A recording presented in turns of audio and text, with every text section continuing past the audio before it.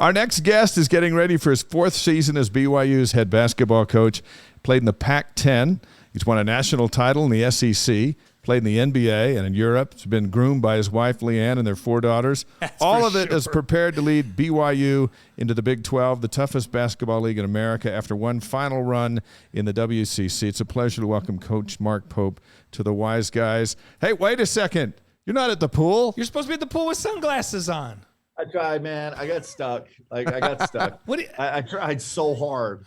I'm sorry. Oh my gosh! I hate to promise and not deliver. I got stuck with you. Like I just was waiting for to come up. The sun behind you. You with sunglasses on, going, "Hey, what's up, guys?"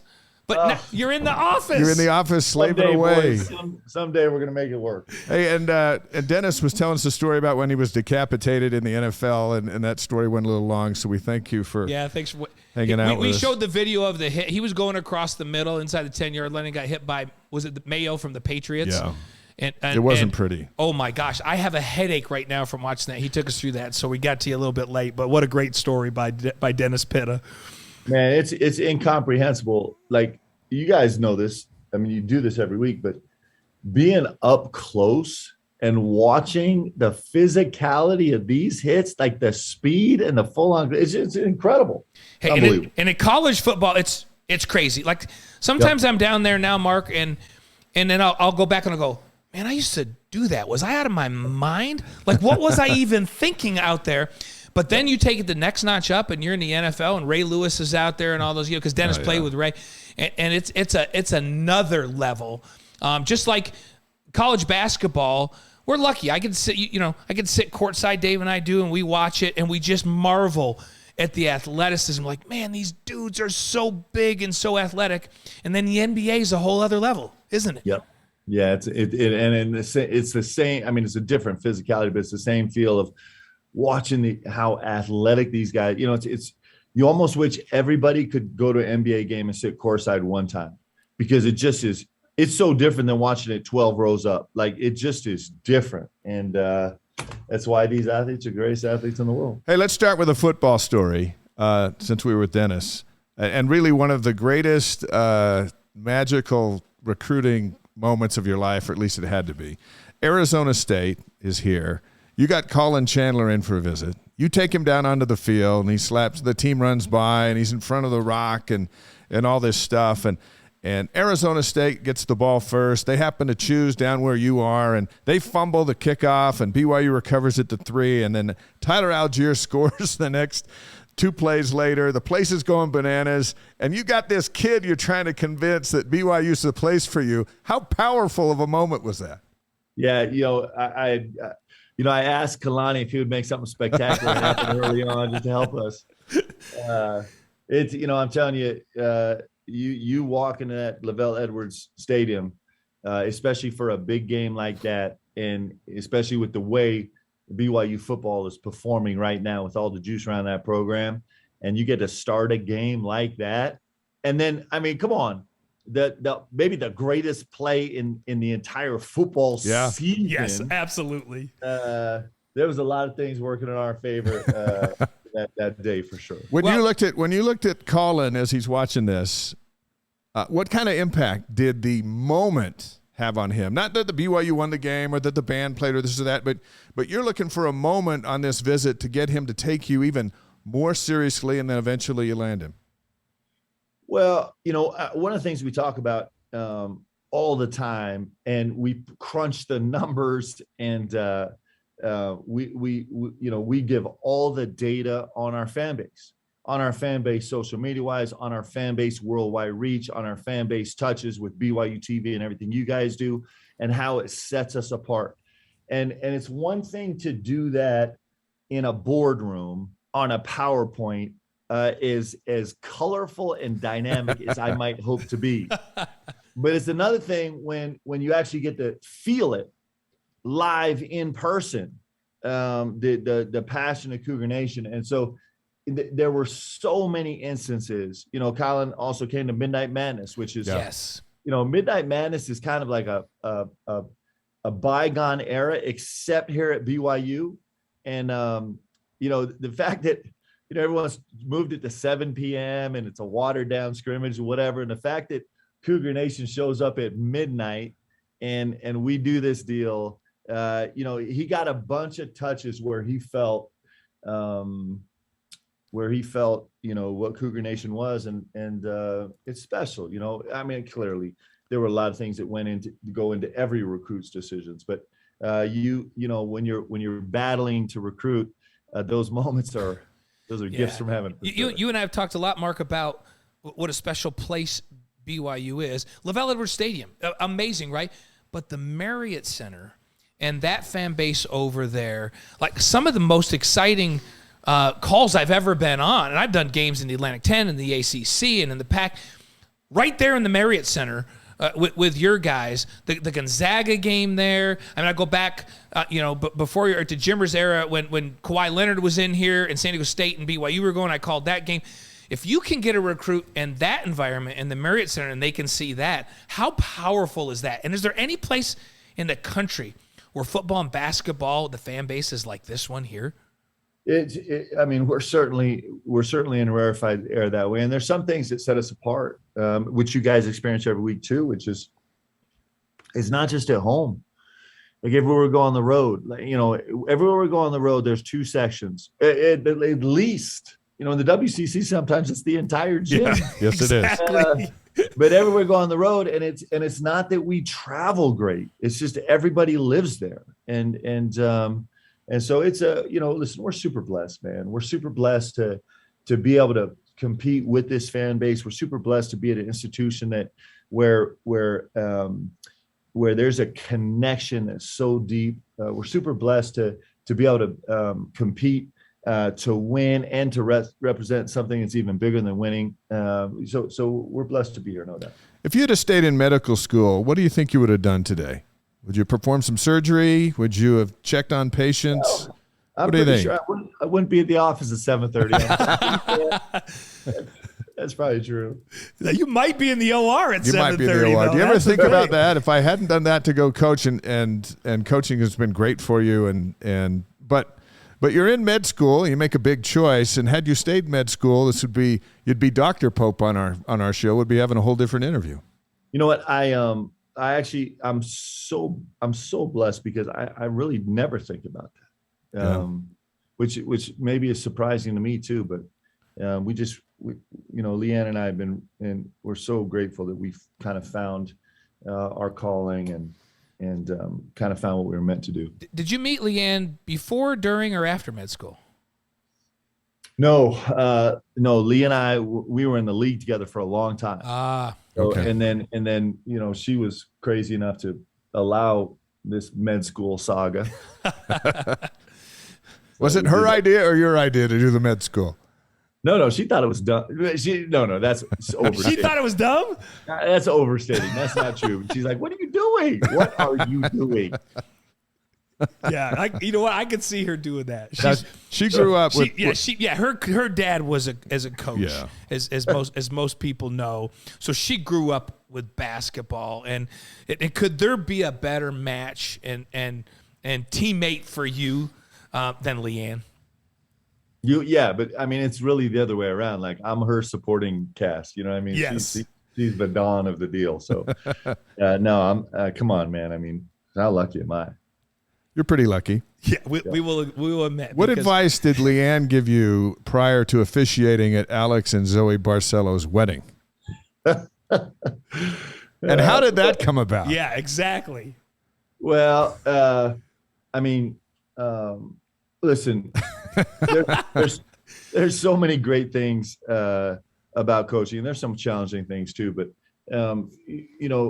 you just get to bear witness to these young people fighting to become who they're going to become, right? And so it's just it's a gift. Who gets to do that? It's somewhere in the teaching, mentoring genre of careers, except it's just like you got so much intensity and emotion surrounding every moment of, and so much vulnerability, right? And so it just is, and it's special to be able to be a part of these guys' lives after basketball. It's one of the things that that is one of the greatest blessings in these jobs is maintaining these connections with guys over, I've been coaching now for, I don't know, 12 years, 13 years, right? So I got players that are over a decade post basketball playing, and connect. I just was exchanging texts with my very first point guard at Utah Valley University, who is now living in Nebraska and crushing it in the medical field, and that's a long time ago, and so building these relationships again to be a part of these kids' lives is really special. Well, listen, what advice did you give Alex? This is a wide-ranging topical show here. As a head coach / officiator wedding / marriage counselor, what'd you tell him? It was super simple. Just do whatever Zoe tells you to do. One, because that's the right thing to do. Two, because she's incredible. Yeah. And actually, I'll tell you what. So they had been dating before Alex ever came here. Right. And Zoe was actually an important part of him staying in basketball, making the decision to stay in basketball, and actually she was crucial to him actually making a decision to come to BYU. And so I've got to watch their relationship grow over the last several years. So like I said, super special. Yeah. Hey, Mark knows. We all know when the mom's happy, everybody's happy. I've seen you give. That's the fact of life, brother. The only thing I was thinking about as we were preparing for the interview is we've seen you give your pep talks in the locker room, and so I'm going, okay, Coach Pope's at a wedding. He's in charge. Yeah, this has got to be something I want to see. Yeah, I wish I could have been there. We talk, Mark, about relationships. Such an amazing part of being a coach is these relationships, and being able to coach and recruit is really about connecting to guys. I think about your past. You're the Pac-10 Freshman of the Year at Washington, and then you decided to transfer. So you leave Washington and you go to Kentucky, where you're a team captain there. You guys win a national championship in '96. How does that experience a bit? Because today it just feels like guys are transferring and you're getting helped by the transfer portal. Sometimes it hurts. Does that help you, that experience you had, connect to these guys and understand these guys a little bit better, what you've been through? Yeah, I think so. My situation was unfortunate. I was a team leader at University of Washington, and my coach there gave me a lot of freedom to help us win, and we couldn't do it for 2 years. So after my sophomore year, he got fired, and so it was a super tough deal for me. But I do think that this transfer portal is not going away. I think it's just going to continue to get bigger and bigger. Right now we finally achieved full free agency where you can jump to the portal every single year and kind of get an automatic waiver every year. And it's good and it's bad, guys. Like it's good and it's bad. It's just like everything in life. It's really, really great. And it also comes with challenges and responsibilities. And so I think it's a part of our game. I do think that me having gone through that experience, I can understand some of the dynamics involved. And there's things you don't think about all the time. When you transfer, you're rolling into a program with established guys that have been there for a while, and all of a sudden you're coming in as another veteran player. And so there's some interesting dynamics that happen there that you need to manage on a locker room. And you're also, as a player, you're leaving somewhere where you've had a fan base and teammates that have supported you. And that can be super complicated and everything in between. And so it's a part of our life right now. Like I said, it's really, really terrific. And it's also going to be challenging for everybody. And it's something that, hopefully we'll figure out and do well. Just a few more questions with BYU basketball coach Mark Pope here on the Wise Guys tonight. How many airports have you been in the last month? Exactly. Or continents, how many continents might be easier? We know you were in Africa, but let's just start with one airport and how many? How many have there been? So my best story is I mean, I don't know if it's the best story, but I went to the U18 championships in Europe in Izmir, Turkey, which was actually super fun because I played Right. for two teams in Turkey. And it was unbelievable. Former teammates now are the president of the Turkish Federation and the vice president of the Turkish Federation and coaches. And so to go back was super fun. And then went to the U18 championships in Africa. This year, they were barely in Africa. They put them in the middle of the Indian Ocean in Madagascar. Wow. The trip was great, but you run into all kind of things. Like I had to have going from Mauritius Island right off of Madagascar. So I went from Dubai, from Izmir to Dubai to Mauritius, and then in Mauritius I had to get a COVID PCR test. Oh yeah. Goodness. And then I got on an hour flight, and before they allowed us to exit this little room, we had to get a COVID antigen test. Oh no! So it just is, it's interesting. Hey, just a day in the life of a college basketball Did you find coach. some guys? I know you're looking for guys. Did you find some? You know what? It's actually super exciting. The talent. There are so many players. There are so many talented players. There's so many talented players, and there's so many talented players everywhere in the world. And it is such an incredible thing to watch these young people chase their dreams with all the passion in the world. It's super humbling. I was speaking of Africa, I was in the NBA academies. If people are familiar with those, they have NBA academies in America, Europe, the World Academy team, Africa Academy team in Senegal. They meet every year, and they have the NBA Academy games. And so the world team is the one team supported by NBA Academy that's allowed to pull from everywhere. And so it should be the dominant force. And this year, the Africa Blue team won the championship. And I was there and watching these kids who come from incredibly humble backgrounds in most cases celebrate, and the continental pride that they had after this deal and how far the game has come it just is inspiring. So it's super fun. You're at these continent championships, these U18 FIBA events, and before every game, the two teams line up and they'll play both teams' national anthem. And to watch these kids from these different countries sing full voice their national anthem with so much pride, it's special, man. Like, who gets to do that? It's really cool. That is such a cool experience. And then people wonder, okay, so he's over there doing all this. There are kids all over the world that fit the profile that will make great players and great members of the campus community right here at BYU from all over the world, right? Yes, no doubt. I think that, the more I get to know BYU, the more convinced I am that very few people understand it. And what I mean by that, I don't mean very people.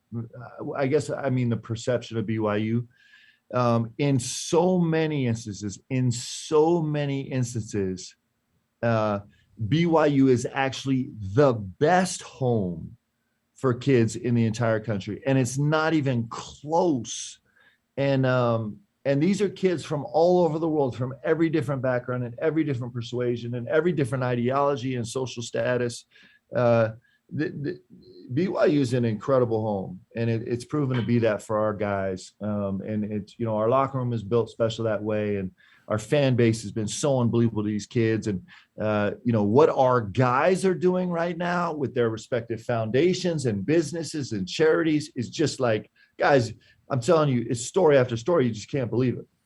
Braden Moore, Noah Waterman, Rudy Williams, Jackson Robinson, Heyo Dong, 3 return missionaries, Dallin Hall, Richie Saunders, and Tanner Toulson on Meet the Team night. That's a lot of new faces. We're going to need some time. That's a lot of new faces. Yeah, really. I mean, we're going to have to do a double practice just to get to everybody. So how you feeling about that group? Because there's a lot to meld in, and you pride yourselves on having the best locker room in America. There's that part of it behind the scenes, and then getting to the, if you can do that, then they seem to play well together out on the floor. What can people expect from this new group? That's a great question. I can't wait to get them all together. Yeah. We'll close our 8-week summer workout session tomorrow, and we're still 3 players shy of having everybody here. So far, what I'm seeing is we're really long through the middle. I think we're really skilled 1 through 5 right now, which is exciting for us. I think these guys, there's this thoroughbred nature. These guys want to get up and down the floor, like probably way more than our teams the last couple years. It just is like it's almost impossible to hold them back right now. We're certainly smaller. I think we're way more skilled 1 through 5. It's going to be a fun group. We're young. That's a little bit terrifying. We're young and new. This will be the youngest, newest team that we've had here in college basketball. For the most part, that has not bode well for teams, but we do have a group of guys that, in the next couple of years, the ceiling is incredibly high, and we're excited about it. Really athletic, really skilled. When people think getting up and down the floor, they're thinking of offense and fast break, and at elevation, that's always a big advantage for BYU. Does that translate to the defensive end too? So is this a team that can really pressure people and create turnovers? Yeah, so for the first time in my tenure here, we had a 15-minute segment today in practice, full court press. Nice, that's what I was wondering. And it was chaos in the best sense and the worst sense. And that's the way that was our DNA when I played in college. Yes, that's what you did at Kentucky, right? It's certainly a different time right now, but I think this team is super excited to extend this floor, on both sides of the ball. So, we'll see. Everybody says that. Actually, every single coach in America, all 357 of us, are saying the same thing right now. We'll see. We'll check back in January. Yeah, but you know what? Like you're excited. They're all saying that, but we haven't talked to you before season. Before where you've talked about, man, this team 1 through 5 is skilled, and we're going to really be able to get up and down the floor and be able to defend maybe full court. That's new, so that's good news. That's fun. Yep, I think it's to be a really fun group. I really do. So we'll see. It's obviously we got an incredible amount of work to do, but this is going to be a fun. This is a little bit of we're having a new page with the last year in WCC and the first year in the Big 12 for sure. And this is a little bit of a new era for us. We kind of finished the first 3-year stance and we're starting some things new right now to try and grow into this new situation we're in. And so it's going to be fun. It's going to be a fun next 3-year segment. 5 quick questions for Coach Mark Pope. Yep. And then we have to have you back because people want to know so much, but we're not going to keep you long tonight because LeeAnn's going to kill us, and we don't want that. Plus, you're due for a swim here. Yes, you got to get to the pool where you belong. Favorite sports movie? I would feel like I'm betraying all things basketball if I don't say Hoosiers. Okay, that's my second is it's Hoosiers. American My first is Remember the Titans. That's getting Rocky. Who had Rocky? Who said Rocky the other day? I can't remember. Was it Mark Wilson? Mark Wilson might have said Rocky. So can I tell you guys an experience? Yeah. So let me tell you what's great about generations. Okay. All right. So I have 4 daughters. They're incredible. They are competitors. They're tough and they're hilarious. So the first time LeeAnn and I sat down and watched Rocky 1 with the girls. Mm-hmm. Okay. I remember in my childhood, Rocky 1 being really slow until you got to the fights. My girls were crying. That's awesome. Sylvester Stallone is so funny in Rocky 1. Yes. If you haven't seen it that way, you need to watch it again because it's straight like there's some type of almost Adam Sandler quality to it. I kid you not. All right. Favorite band or singer? Ooh, boy. This should be easy for me. That's really hard. Dennis Pitta just went country on He us. went country on us. To somebody I've never even heard Kane of. Brown. He went Kane Like, Brown on us. I mean, I'm gonna date myself. I would go Marvin Gaye 100%. Like I got a history there. I'm It doesn't okay sound with like that. he's going to commit to that, though. Why aren't you going to commit to that? Go with your gut. I just don't know if I can. I just don't know. Like, Mark, go with your gut. Like, I'm a hip-hop guy growing up in New York playing basketball, and these guys don't even understand it. Dave's AC/DC. I accept him. I still love him, even though he's AC/DC. I just don't understand most of the words in We can love you if you Blaine's like song. Marvin Gaye. So are you going to go? Like going it's like you're Marvin trying Gaye? to sell a recruit right here. Are you going in on with him or Marvin not? Gaye, or do you just still want to go out on Twitter and look around for a little bit? just for the sake of efficiency, let's go Marvin. Okay, Marvin But don't Gaye. hold me that, because if you ask me that in a week, I'll give you a different We're answer. allowing Well, you to tonight change. it's You Marvin can change. Gaye. It's Marvin Gaye today. Favorite breakfast cereal? Oh my gosh, I'm not allowed to eat breakfast cereal anymore, guys. I'm getting so fat. Like I'm getting so. First out of all, shape. you're 6'11" and you're not. You're fat. not fat. I can't do breakfast cereal anymore. LeeAnn has forbidden me. Have you seen Napoleon Dynamite? Yes. Because I'm about to say to you, hey, Mark, are you drinking skim milk because you think you're fat? Because you don't need to. You can drink whole milk. so anyhow, cereal's out, not favorite- even at night. It's but just out for you the whole had day. you had a favorite before LeeAnn put the clamps Before down. the hammer came Well, down. I'll tell you what I love. I love what is the toast, the little toast? Cinnamon Toast Crunch. Cinnamon Toast Crunch. That is Dennis popular. Pittas. That is so That is popular. You popular. don't understand. I would kill like 6 bowls of Cinnamon Toast Crunch.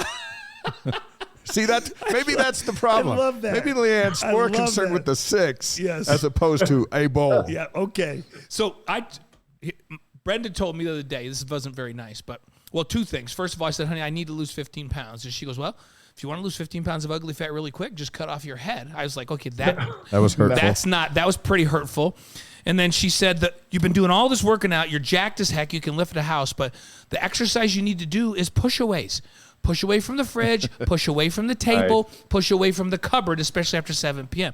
So good advice from my wife, and I'm going to up my push-aways over the next couple. By basketball, I'm going to be lean and mean, Mark. I'm telling you that right now. Yeah, you can't outwork a bad diet, guys. That's right. Best player you ever had to guard in the NBA. Michael Jordan, no doubt. Oh, And how'd that go? Although, in terms of like just an offensive talent that was going crazy, Tracy McGrady. oh Really? yeah. Yeah, those My Hey, gosh, that's T-Man. that's pretty awesome. Tell us you swatted at least one of Jordan's shots. No, I've told you guys this. So Yeah, no, I know. You know, like I got little spot switches and stuff against Mike. For example, when I was playing with Indiana in the Last Dance, there were little moments where I switched and guarded him. Yeah. But the only time I guarded him, I was playing for Milwaukee, and he was with Washington. Oh, And okay. so we started the second half, and George Carl's like, hey, we're switching you on to Mike. Let's go. And so the third quarter, like 6 minutes in, he had scored 13 points in the quarter, and I had picked up 3 fouls. It's not good. So that's how that went. That you know And what? that's old Mike. Yeah, that's That's right. right. That's out of That's retirement. almost a wheelchair Mike. Yeah, no, that's not. It was Like, still Mike, though. it's Mike. So okay, last one. Favorite hamburger joint. And this is for you, not necessarily the one when you buy it for the entire student body. And it doesn't matter that you are on a diet right now of some sort for no reason. What's your favorite hamburger joint? Okay, I'm going throwback Okay. because my mom just got in town. She's actually, mom and dad are at the house. So you may not know of this place, but Flaky Jake's. Flaky Jake. Where is it? Jakes. Drop the mic. I'm going. Unfreaking believable. Flaky Jake. Where Where's is that? it? Washington? Is that in Washington? I'm going. Flaky Jake's was nationwide. It was just, you guys are too young. No, not me. I'm old. Listen, young. we're older than you. What are you talking about? Flaky Jake's a game changer. What? What are you? Is it in Washington? This must That's be- where I was enjoying it. That's And the why- only place Okay, I believe I'm it gonna is. look it up, and if it's still in Washington, when I'm in Seattle in a couple weeks, I'm going. And I'm gonna try it out. Second best ever, a very close second is Burger Master. Where's It's a Burger one Master? spot drive-in, just on the opposite side of Lake Washington, from the University of Washington. like over by across Bellevue I-22. or no? Burger Master is a game changer. Okay. I thought Flaky Jake's was a game I changer. spend a lot of Or is time that a in- mic it's drop? just Flaky Jake's is generational. Mark, I was just in Seattle last week, and if I would have known this, I would have absolutely gone to one of those two. But I'm going to do it next time. Just drive across the 520 bridge to Kirkland. Okay. And it's like the second exit to your left. I'm going. If you get lost, just ask anybody where Flaky Jake's is. I think Flaky Jake's out of business. To be honest with you, I don't think Burger Masters is not. Burger Master. It's still. I don't think Flaky Jake's was upholding the health code, actually. No wonder it was so good. Oh, it was good.